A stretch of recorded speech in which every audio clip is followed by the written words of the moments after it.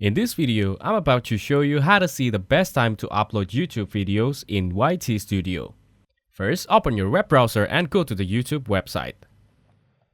Once you're on the home page, click on your profile icon located in the top right corner of the screen.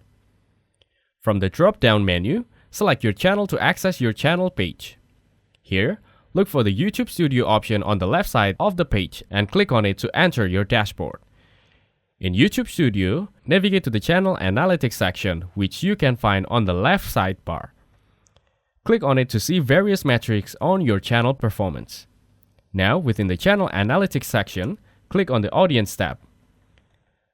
This section provides valuable insight about your views, including information about both returning viewers and new viewers.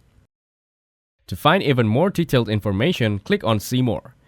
Here you'll gain access to additional analytics, such as content traffic sources and engagement metrics. In this area, you can analyze when your audience is most active, which can help you determine the best time to upload your video for maximum visibility and engagement. Look for patterns in a viewer activity that indicate peak times, allowing you to schedule your uploads effectively. Thanks for watching. Don't forget to like and subscribe.